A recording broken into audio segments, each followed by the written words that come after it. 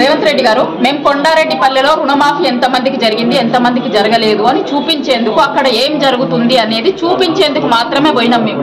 నిజంగా రుణమాఫీ జరిగితే జరిగినోళ్ళు జరిగిందని చెప్తారు, జరగనోళ్ళు జరగలేదని చెప్తారు. దానికోసం మీకు ఎందుకంటే అంత భయం? జర్నలిస్టులను ఆపాల్సినటువంటి అవసరం ఎందుకు వచ్చింది మీకు? మా మీద అటాక్ చేసిర్రు. అక్కడ మేము పోలీస్ స్టేషన్కి పోయి కంప్లైంట్ ఇచ్చినాం. మధ్యలో ఫీడ్ కోసం ఆగి వస్తూ ఉంటే 2 బండ్లు మమ్మల్ని ఫాలో అయినాయి. మధ్యలో వెళ్దండి పోలీస్ స్టేషన్కి వచ్చి ఆగడం జరిగింది. ఇక్కడ పోలీస్ స్టేషన్లో కూడా పోలీస్ స్టేషన్లకి లోపలికి ఎంటర్ అవుతున్నప్పుడు చెయ్యి ఇట్లా నా మీదకి కొట్టడానికి వచ్చిండు.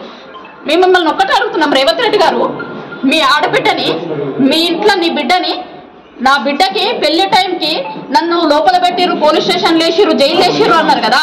మీ బిడ్డ ఏజ్ ఉన్న పిల్లలమే కదా, మేమిద్దరం కూడా మీ బిడ్డ ఏజ్ ఉన్న ఆడబిడ్డలమే కదా.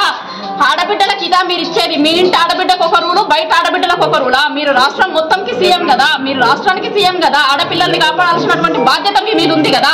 ఆడపిల్లల మీద హైదరాబాద్ లోనేమో ఎక్కడ పడితే అక్కడ దాడులు జరుగుతాయి, తెలంగాణ మొత్తం ఎక్కడ పడితే అక్కడ దాడులు చేస్తాము, ప్రశ్నించినటువంటి జర్నలిస్టుల మీద కూడా దాడులు చేస్తామనా? మీ బిడ్డకు ఒక రూలు, వేరే ఆడబిడ్డలకు ఒక రూలా? మేము కూడా తెలంగాణ ఆడబిడ్డలమే కదా.